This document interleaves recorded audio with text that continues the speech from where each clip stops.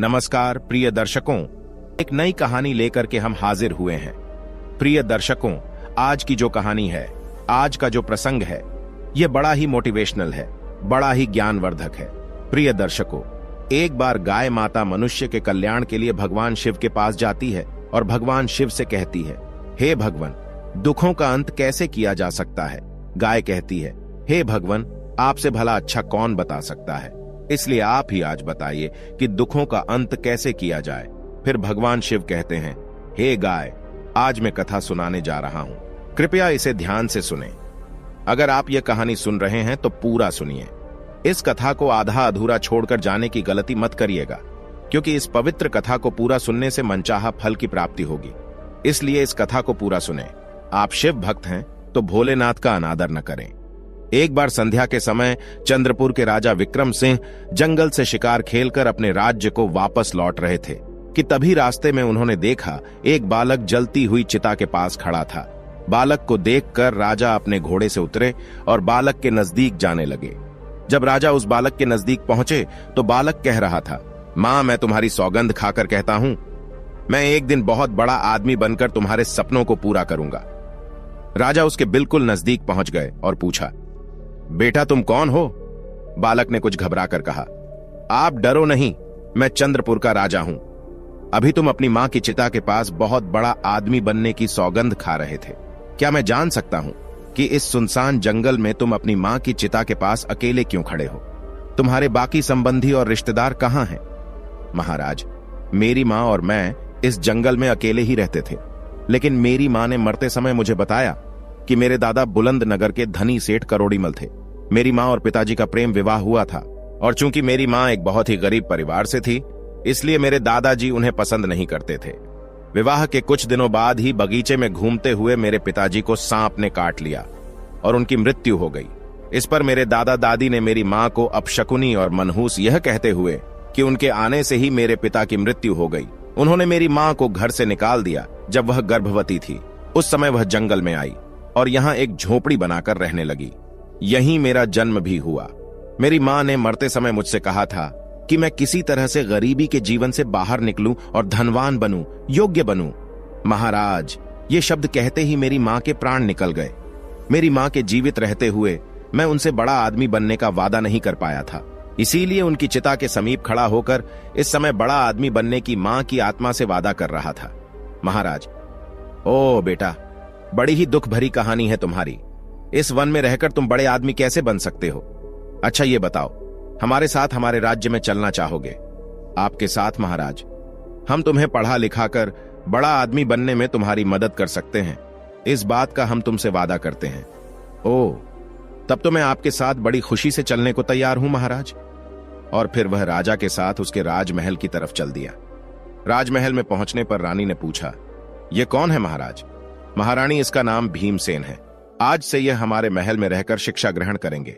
रानी मन में सोचने लगी, महाराज भी न जाने कैसे कैसे नमूने उठाकर महल में ले आते हैं, इन्हें कौन समझाए कि यह महल है, कोई अनाथालय नहीं है। महारानी आप किस सोच में पड़ गई? कुछ नहीं महाराज, आप आज्ञा कीजिए महारानी। आज से भीमसेन तुम्हारी छत्र छाया में पलेगा। राजकुमार और राजकुमारी की तरह ही अब तुम्हें इसका ध्यान भी रखना पड़ेगा।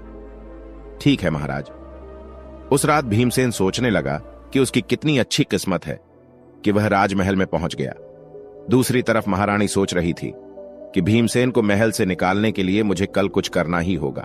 जिस दिन राजकुमार, राजकुमारी और भीमसेन को भोजन परोसा गया, उस दिन राजकुमार और राजकुमारी को सोने की थाली में खाना दिया गया, जबकि भीमसेन को पत्ते पर भोजन परोसा गया। इससे भीमसेन नाराज हो गया और कहा कि वह पत्ते पर खाना नहीं खाएगा। रानी ने पूछा कि क्या वह पत्तल पर भोजन नहीं कर सकता? भीमसेन ने जवाब दिया कि वह खा सकता है, लेकिन उसे यह भेदभाव पसंद नहीं आया, क्योंकि अन्य लोगों को सोने की थाली में खाना परोसा गया था। रानी ने तब कहा कि अगर वह राजाओं और महाराजाओं की तरह खाना चाहता है तो खाएं, वरना न खाएं। भीमसेन ने कहा कि वह तब तक नहीं खाएगा जब तक कि उसे सम्मान के साथ सोने की थाली में भोजन नहीं परोसा जाता। इससे नाराज होकर भीमसेन महल से चला गया और उसी जंगल की ओर लौट गया जहां से वह आया था। जब महाराज महल में आए और उन्हें पूरी घटना का पता चला, उन्होंने रानी से पूछा कि भीमसेन को सोने की थाली में भोजन क्यों नहीं परोसा गया। रानी ने कहा कि वह भीमसेन की परख करना चाहती थी, जिससे पता चला कि वह बहुत ही घमंडी और चतुर है। इसके सिवा उसके अंदर कोई भी विशेषता नहीं है। वह अपने जीवन में कुछ भी नहीं बन पाएगा। महारानी बेशक उसे पत्ते पर भोजन परोसकर तुम उसकी परीक्षा लेना चाहती थी, परंतु तुमने यह ठीक नहीं किया। वह अभी बालक है, उसे अपमान महसूस हुआ होगा। कहीं वह महल से चला न जाए। महाराज महल का सुख वैभव छोड़कर वह कैसे जा सकता है भला। राजा तुरंत भीमसेन को महल में ढूंढने लगे, परंतु वह उन्हें महल में नहीं मिला। भीमसेन अवश्य ही जंगल में अपनी झोपड़ी में चला गया होगा। मुझे तुरंत वहां जाकर उस बेसहारा बालक को वापस महल में लेकर आना चाहिए। राजा अपने घोड़े पर सवार होकर जंगल की तरफ निकल चले। इधर जब भीमसेन वापस जंगल में आ गया था, गंगा नदी के किनारे त्रिकूट नाम से एक विशाल वन था, जिसका कोई दूसरा छोर नहीं था। वहीं पर ब्रह्म ऋषि नाम का एक साधु रहते थे। वह बहुत ही करुणामयी थे। जब भी कोई यात्री उस तरफ से गुजरता, साधु महाराज उनसे निवेदन करते कि वे कुछ समय के लिए उनकी कुटिया में विश्राम करें और फिर यात्रा जारी रखें। यात्री उनके निवेदन को स्वीकार कर लेते और उनकी कुटिया में आराम करते। बाद में यात्री उन्हें प्रणाम करके अपने रास्ते निकल जाते। इस प्रकार साधु महाराज उस वन में गुजरने वाले यात्रियों की सेवा किया करते थे। इसी वन में भीमसेन नाम का एक डाकू भी रहता था। लूटपाट करना उसका पेशा था और जो भी यात्री उसे पैसा देने में हिचकिचाता, उसे भीमसेन बिना किसी झिझक के मार डालता था। इसी भय से लोग उस जंगल से गुजरने के लिए 100 बार सोचते थे, और अगर कोई बहादुरी से उस जंगल में प्रवेश करता भी तो डाकू भीमसेन उसे लूट लेता। इस तरह डाकू भीमसेन का खौफ आसपास के सभी गांवों में फैल गया था। एक दिन गांव के कुछ लोग एकत्र हुए और उन्होंने डाकू भीमसेन से मुक्ति पाने की योजना बनाई। एक व्यक्ति ने कहा, भीमसेन डाकू का आतंक दिन प्रतिदिन बढ़ता जा रहा है, हमें इससे कैसे निपटना चाहिए। एक ने कहा, भाइयों, संगठन में बहुत ही शक्ति होती है। यदि हम सब मिलकर उस पर धावा बोल दें तो कैसा रहेगा। इससे तो हम सहज ही उसे अपने कब्जे में ले लेंगे। तब हम उसकी गर्दन काटकर उसे मार देंगे। विचार तो तुम्हारा बहुत ही उत्तम है, तो फिर देर किस बात की। आज ही भीमसेन डाकू पर धावा बोल दिया जाए। उसी समय सभी लोग अस्त्र शस्त्रों से लैस होकर चित्रकूट जंगल की ओर चल पड़े। वन में पहुंचकर वो डाकू भीमसेन को ललकारने लगे। कहां छिपा हुआ डाकू, भीमसेन बाहर निकल। देख, आज हमें तू लूट नहीं पाएगा। तेरी मौत बनकर आए हैं। आज हम सबसे तू बच नहीं पाएगा। शिकार के फेर में झाड़ियों में छुपे डाकू भीमसेन ने जब देखा कि बहुत से लोग उसके खिलाफ बोल रहे हैं, तो वह अचानक चौंक गया। उसने सोचा कि अगर आज वह इस भीड़ के हाथ लग गया तो उसका बचना मुश्किल है, जबकि वे लोग लगातार उसे चुनौती दे रहे थे। डाकू भीमसेन ने सोचा कि यहां तो मुझे ये लोग जरूर पकड़ लेंगे। मुझे कहीं और छुपना होगा ताकि मैं अपनी जान बचा सकूं।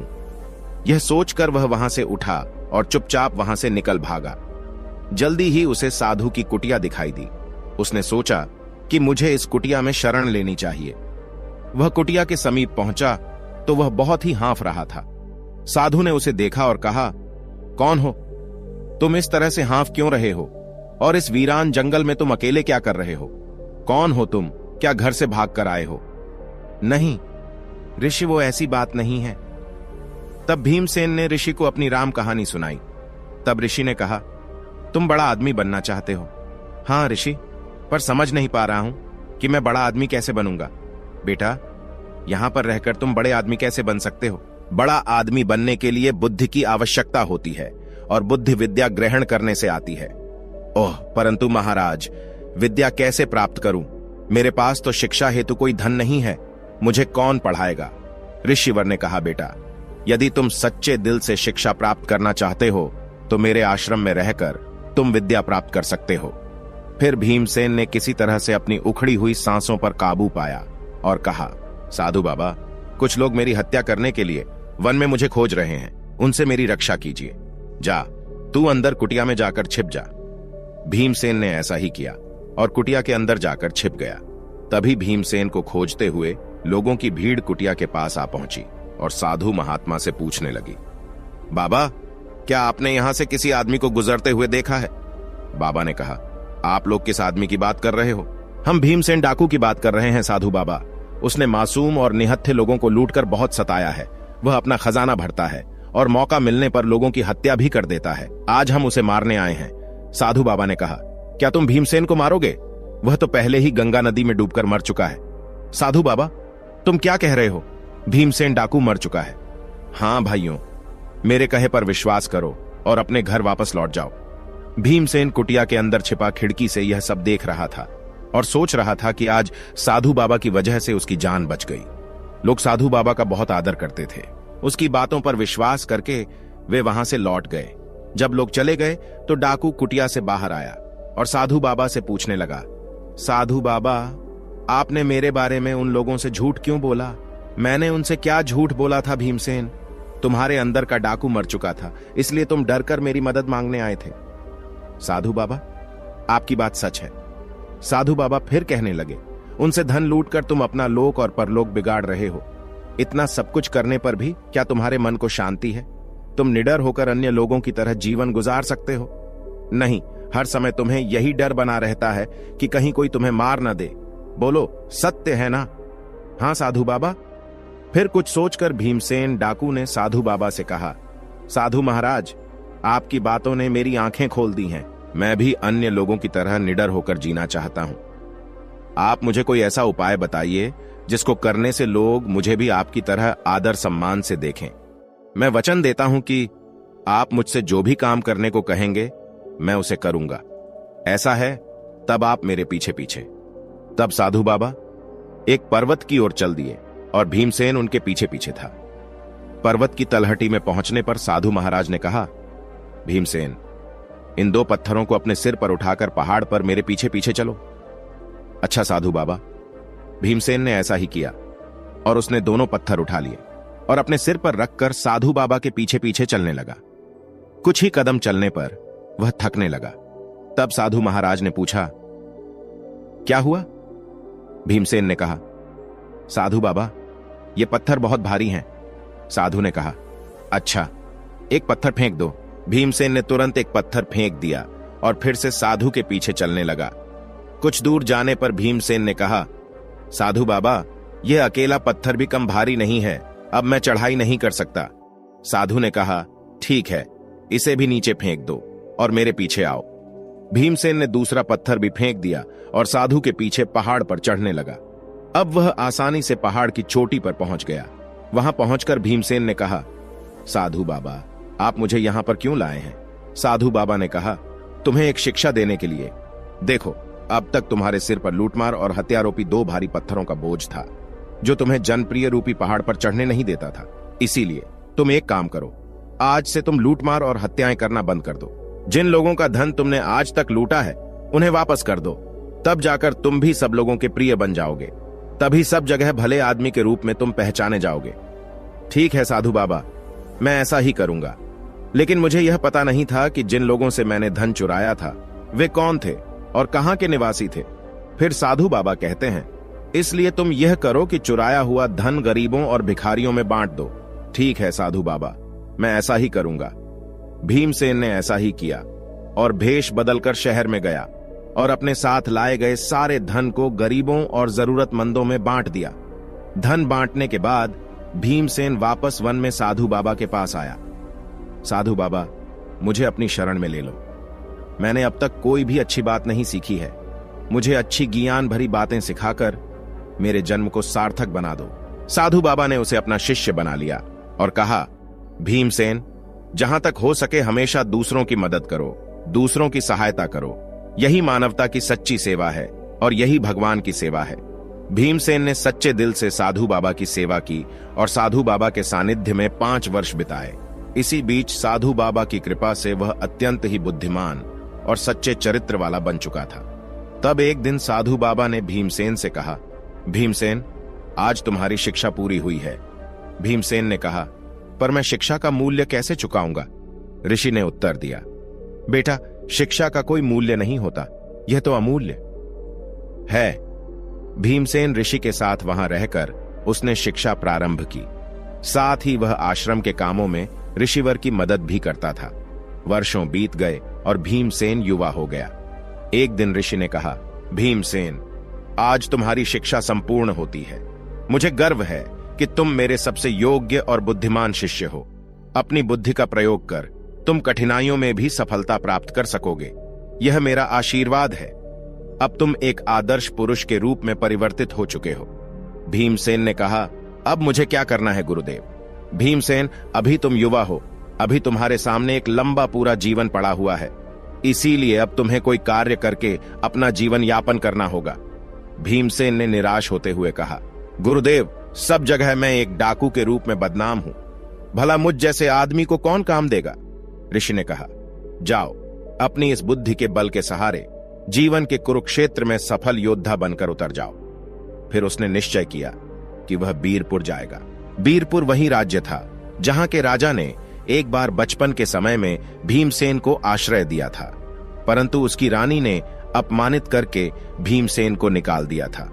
जब भीमसेन बीरपुर में पहुंचा तब उसे मालूम हुआ कि वहां के मंत्री की आकस्मिक मृत्यु हो चुकी है और इसीलिए मंत्री का पद खाली पड़ा था। राजमहल की राज्यसभा में आज मंत्री के खाली पड़े पद पर योग्य उम्मीदवार का चुनाव करना था। भीमसेन भी उस समय राजा के दरबार में पहुंच गया और वहां पर जो कुछ भी घटित हो रहा था उसे भीमसेन बड़े ही ध्यान से देखने लगा। उस समय राजा अपने सिंहासन पर बैठे थे और उनके सेनापति ने कहा, महाराज, मंत्री की आकस्मिक मृत्यु से मंत्री का पद रिक्त हो गया है। यह पद ज्यादा दिनों तक खाली नहीं रखना चाहिए। राजा ने कहा, सेनापति जी, आप बिल्कुल ठीक कह रहे हैं। आज तक जो परंपरा चली आ रही है उसी के अनुसार मंत्री के पुत्र सारंग को मंत्री का पद सौंपा जाएगा। सेनापति ने कहा, पर क्या सारंग इस पद के लायक है? राजा कहते हैं चाहे लायक हो या ना हो, राजकीय परंपरा के अनुसार यह पद उसे ही सौंपा जाएगा। हम अब दरबार में इसकी घोषणा करेंगे। इतने में भीमसेन आगे बढ़ा और बोला, महाराज, समय के साथ पुरानी परंपराओं को बदल देना ही समझदारी है। तब एक युवक ने कहा, मेरा नाम किशोर है महाराज, और मैं मंत्री पद के लिए अपना नाम पेश करना चाहता हूं। भीमसेन ने अपना नाम किशोर बताया ताकि राजा विक्रम सिंह उसे पहचान न पाए। बहुत सालों के बाद राजा विक्रम सिंह बूढ़े हो चुके थे। फिर भीमसेन ने कहा, महाराज, आप जैसे चाहें उसी प्रकार मेरी परीक्षा ले सकते हैं। यदि मैं आपकी कसौटी पर खरा उतरा तो ठीक है, वरना आप मुझे जो सजा देना चाहें दे सकते हैं। युवक, तुमने जो सलाह दी है राजकीय परंपराओं को बदलने की, हम उसे मानते हैं। उस सलाह पर हम तभी अमल कर सकते हैं जब तुम हमारे द्वारा ली गई परीक्षा में उत्तीर्ण हो जाओगे। हम सारंग और तुम्हारी दोनों की परीक्षा लेंगे। जो भी इस परीक्षा में उत्तीर्ण होगा उसे हम चंद्रपुर का मंत्री बनाएंगे। राजा विक्रम सिंह के आदेश पर सोने की म्यान में रखी हुई 2 तलवारें तुरंत राज दरबार में पेश की गईं। तब राजा विक्रम सिंह ने सारंग को एक तलवार दी और कहा, सारंग, तुम्हें उत्तर दिशा में जाना है और वहां के समीप राज्य केसरपुर में जाकर वहां के राजा केसर सिंह को यह भेंट लेकर आना है। उसके बाद महाराज ने एक सोने की तलवार किशोर को दी। कहा, किशोर, तुम्हें पश्चिम दिशा के सीमावर्ती राज्य विशालपुरम में जाकर राजा विशाल तक यह भेंट पहुंचानी है। दोनों उसी समय तलवारें लेकर अपनी अपनी दिशाओं की ओर चल दिए। जब सारंग उत्तर दिशा में स्थित केसरपुर राज्य के दरबार में पहुंचा तब उसने वहां के राजा से कहा, राजन, मैं चंद्रपुर के राजा विक्रम सिंह के द्वारा भेजा गया राजदूत हूं। हमारे महाराज ने आपके लिए यह सोने की तलवार उपहार में भेजी है। राजदूत, हम आपके महाराज के इस उपहार को स्वीकार करते हैं। लेकिन जब हमारे महाराज ने तलवार को म्यान से निकाला तो उन्होंने देखा कि तलवार की नोक पर लाल रंग लगा हुआ था। राजा ने पूछा, यह क्या? तलवार की नोक पर लाल रंग क्यों लगा है? राजदूत, इसका क्या अर्थ है? हम इसे समझ नहीं पा रहे हैं। तब सारंग ने मन ही मन सोचा, तलवार की नोक पर लगे इस लाल रंग का क्या मतलब हो सकता है? मैं इसका मतलब नहीं जानता। फिर भी इस समय राजा केसर सिंह के सवाल का उत्तर न देना ठीक नहीं होगा। यह सोचकर उसने कहा, हां राजन, लाल रंग का यही रहस्य है कि या तो आप हमारे राजा की तलवार की शक्ति स्वीकार कर लें, वरना हमारे महाराज की खूनी तलवार आपके राज्य में खून की नदियां बहाने से नहीं चूकेगी। यह बात आपको बता दें कि अब युद्ध भूमि में ही शीघ्र तलवार की धार का फैसला हो जाएगा। सेनापति जी, राजा विक्रम सिंह ने लाल रंग की तलवार भेजकर हमें चुनौती दी है। आप आज से ही सेना का संगठन शुरू कर दीजिए। हम बहुत जल्द बीरपुर पर आक्रमण करने की योजना बना रहे हैं। यह सुनकर महाराज सारंग घबराकर वहां से चले गए। वहीं दूसरी ओर जब भीमसेन विशालपुरम पहुंचा और वहां के राजा के सामने पेश हुआ तो राजा ने कहा, राजदूत, इस तलवार की नोक पर लगा लाल रंग हमें समझ नहीं आ रहा है। इसका क्या मतलब है? भीमसेन ने गहरी सोच में पड़ने के बाद कहा, महाराज, हमारे राजा आपका बहुत सम्मान करते हैं। ये तलवार उसी सम्मान का प्रतीक है। तलवार की नोक पर लाल रंग लगाने का मतलब है कि हमारा राजा और उसका राज्य आपकी मित्रता के लिए किसी भी हद तक जा सकते हैं। राजा ने खुश होकर कहा, बहुत अच्छी बात है। मैं आपके राजा की इस मित्रता की तलवार को स्वीकार करता हूं और उनका हार्दिक धन्यवाद करता हूं। मैं भी पूरी कोशिश करूंगा कि आपके राजा का सच्चा मित्र बनूं। मेरा तन मन हमेशा उनके लिए समर्पित रहेगा। इसके बाद राजा ने कहा, राजदूत, मैं आपके राजा को सेना की एक टुकड़ी और कुछ बहुमूल्य उपहार भेंट कर रहा हूं। भीमसेन ने धन्यवाद कहा और वह सेना की टुकड़ी और बहुमूल्य उपहारों के साथ बीरपुर की ओर चल पड़ा। इधर केसरपुर की सेना ने हरिनगर की ओर कूच कर दिया। सारंग यह दोनों ही बीरपुर में पहुंचे। तब राजा ने कहा, कहो सारंग, केसरपुर के राजा ने तुमसे क्या कहा? तलवार की नोक पर लगे हुए लाल रंग का तुमने उन्हें क्या अर्थ बतलाई? तब सारंग ने सारी बात उन्हें विस्तार से बता दी। ओह सारंग, यह तुम क्या कह रहे हो? केसर सिंह शीघ्र ही हमारे राज्य पर आक्रमण करने वाला है। जी महाराज। उसी समय एक गुप्तचर आया। महाराज, केसरपुर की विशाल सेना बीरपुर की तरफ बढ़े चले आ रही है। ओह, अब क्या होगा? इतनी शीघ्र तो हम अपनी सेना को संगठित भी नहीं कर सकते। तब वहां पर मौजूद भीमसेन ने कहा, महाराज, घबराइए नहीं। मैंने विशालपुरम के राजा को तलवार की नोक पर लगे हुए लाल रंग के विषय में जब जानकारी दी तो उन्होंने खुश होकर अपनी सेना की एक टुकड़ी मेरे साथ रवाना कर दी थी। वह टुकड़ी अब भी महल के बाहर खड़ी है। महाराज, चिंता करने से कुछ नहीं होगा। कृपया सेनापति जी को निर्देश दें कि वे केसर नगर की सेना से युद्ध करें। मैं अपने साथ लाई गई सेना के साथ केसरपुर पर हमला करूंगा। इस दोहरे हमले से केसरपुर की सेना सामना नहीं कर पाएगी और इस परिस्थिति में विजय हमारी होगी, जैसा कि भीमसेन ने सोचा था। युद्ध में विजय प्राप्त होने के बाद महाराज विक्रम सिंह ने सारंग और भीमसेन को महल में बुलाया। महाराज ने कहा, भीमसेन, तुम्हारी वजह से हम जीत सके हैं। हम तुम्हें मंत्री के पद पर नियुक्त करते हैं। सारंग ने उत्तर दिया, महाराज, यह तो मेरे साथ अन्याय है। मैंने तुम दोनों को एक सी भेंट देकर दोनों राजाओं को देने के लिए कहा था, किंतु तुम दोनों ने अपनी अपनी बुद्धि से उन भेंटों का अलग अलग अर्थ निकाला। किशोर ने बुद्धिमानी और दूरदर्शिता से काम लिया, जबकि सारंग, तुमने अपनी मूर्खता से केसरपुर के राजा को सदैव के लिए हमारा शत्रु बना दिया। अब बताओ, हम तुम्हें बीरपुर का मंत्री बनाएं, किशोर को? सारंग ने कोई जवाब न दिया और सिर झुकाकर चुपचाप दरबार से निकल गया। तब महाराज ने घोषणा की, हम किशोर को चंद्रपुर का नया मंत्री बनाते हैं। इसके बाद उसी रात को किशोर के मंत्री बनने के सम्मान में उसे राजमहल में भोजन के लिए आमंत्रित किया गया। तब महारानी ने स्वयं अपने हाथों से किशोर को भोजन परोसा। मंत्री बने हुए किशोर ने कहा, क्षमा करें महाराज, मैं भोजन चांदी की थाली की अपेक्षा सोने की थाली में करना पसंद करूंगा। ठीक है, हम उसका भी प्रबंध किए देते हैं। जब भीमसेन को सोने की थाली में भोजन परोसा गया तो उसने कहा, देखिए महारानी जी, वह दिन आ ही गया जिसके बारे में आपने कभी मना किया था। महारानी ने पूछा, आप क्या कह रहे हैं मंत्री जी? मंत्री ने उत्तर दिया, महारानी जी, याद कीजिए कि आज से 15 वर्ष पहले आपने भीमसेन नामक बालक को पत्ते पर भोजन परोसा था। महारानी बोली, ओह हां, याद आया। उस दृढ़ बालक ने तब उस भोजन को खाने से मना कर दिया था और कहा था कि वह तभी इस महल में भोजन करेगा जब उसे सोने की थाली में भोजन परोसा जाएगा। महारानी ने पूछा, लेकिन आपको यह बातें कैसे पता हैं? भीमसेन ने उत्तर दिया, मैं वही बालक भीमसेन हूं महारानी जी। तब राजा विक्रम सिंह ने महारानी से कहा, देखो महारानी जी, जिस बालक को आपने अहंकारी समझा था वह आज इस राज्य का मंत्री है। मंत्री ने कहा, राजन, यदि महारानी जी ने मुझे उस समय तिरस्कृत नहीं किया होता तो शायद मेरे मन में ऊंचाइयों को छूने की तीव्र इच्छा नहीं जगती। मैं तो महारानी जी का एहसानमंद हूं, यह तो आपकी विनम्रता है। इस तरह से मंत्री ने कुशलतापूर्वक मंत्री का पद संभाला। फिर एक दिन राजा विक्रम सिंह ने भीमसेन को एक पत्र दिया और कहा, तुम ऊधमपुर राज्य जाओ और वहां के राज्य में चोरी चपाटी काफी बढ़ गई है। कृपया तुम जाकर अपने विवेक से उस राज्य को चोरों से मुक्त कराओ, क्योंकि वहां का राजा ने मुझे पत्र लिखकर भेजा है सहायता के लिए।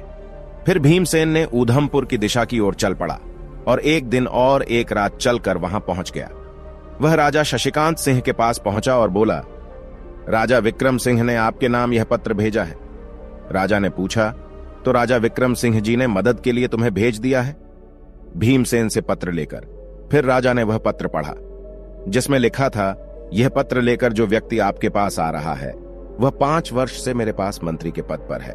मेरे साथ 5 वर्ष बिताने के बाद अब उसका मन पूरी तरह से साफ हो गया है और मेरी शिक्षा से उसकी बुद्धि तीव्र हो गई है। इसीलिए मैं चाहता हूं कि आप इसे अपना विशेष सलाहकार नियुक्त कर लें। आपका हितैषी राजा विक्रम सिंह। पत्र पढ़ने के बाद राजा सोचने लगे, यह आदमी एक समय कुख्यात डाकू रहा है और फिर एक राज्य में मंत्री रहा है। क्या इसे विशेष सलाहकार जैसे महत्वपूर्ण पद पर नियुक्त करना ठीक रहेगा? परंतु तभी उनके दिमाग में दूसरा विचार आया। पूर्व में चाहे यह आदमी कुछ भी रहा हो, परंतु जब राजा विक्रम सिंह जैसे अनुभवी राजा ने बताया है तो निश्चय ही यह उपयोगी होगा। मन में यह विचार आते ही उन्होंने भीमसेन से कहा, तुम्हारा क्या नाम है? जी महाराज, मेरा नाम भीमसेन है।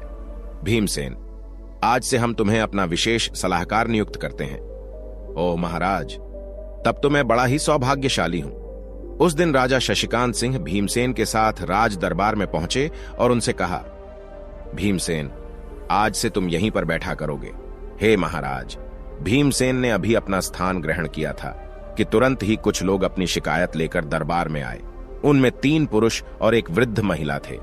एक पुरुष ने आगे बढ़कर महाराज से कहा, महाराज, इस बूढ़ी महिला ने हमारा सारा धन हड़प लिया है। कृपया न्याय करें और हमें हमारा धन वापस दिलवाइए। महाराज ने कहा, पहले हमें सभी विवरण बताओ, तब हम कोई निर्णय ले पाएंगे। इस पर वृद्ध महिला ने आगे बढ़कर कहा, महाराज, ये तीनों झूठ बोल रहे हैं। मैं शुरू से ही आपको पूरी बात बताऊंगी। और उसने अपनी कहानी सुनाना शुरू किया।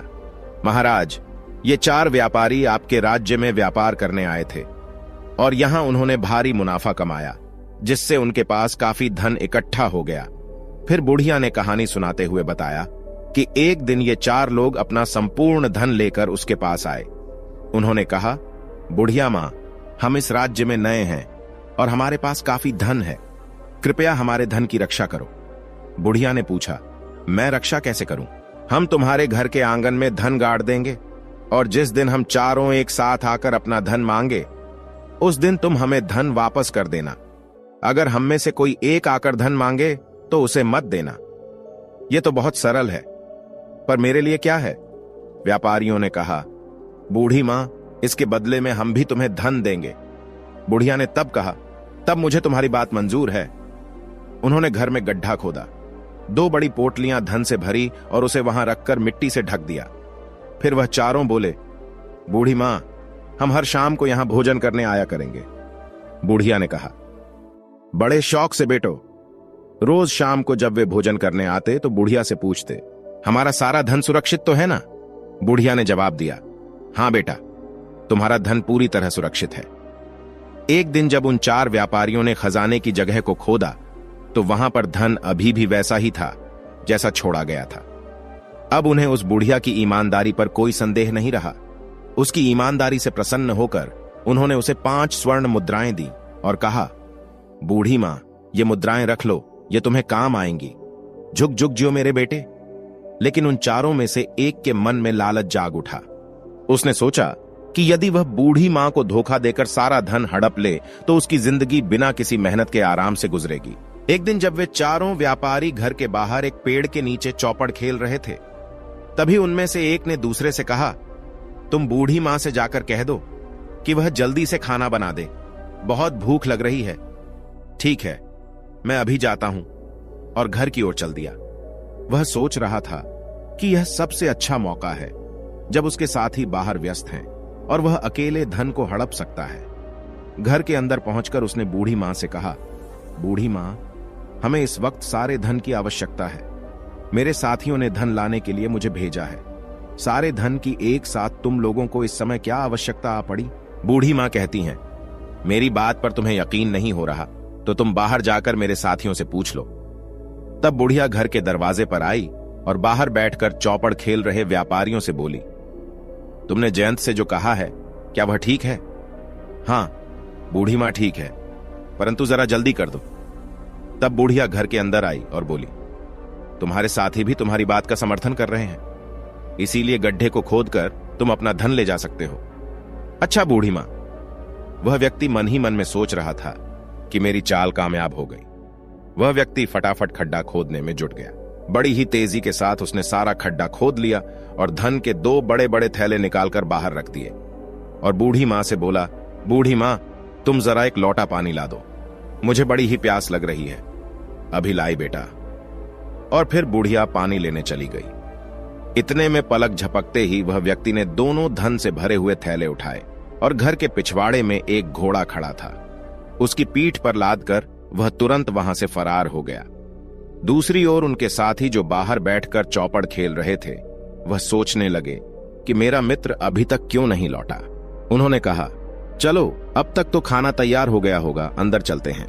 वे तीनों अंदर गए और बूढ़ी मां से बोले, खाना तैयार है क्या? हमने तो बहुत पहले अपने मित्र को खाना बनाने के लिए कहा था। बुढ़िया ने कहा, उसने मुझसे कुछ नहीं कहा।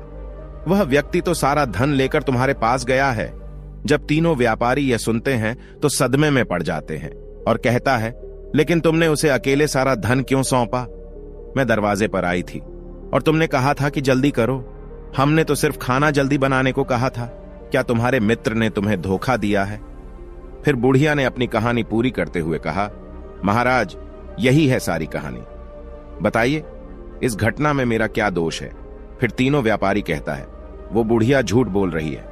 अवश्य ही इसे इस बात का पता है कि मेरा मित्र धन लेकर कहां पर गया है। महाराज, हम सब पर दया करें, इससे हमारा सारा धन वापस दिलवाने की कृपा करें।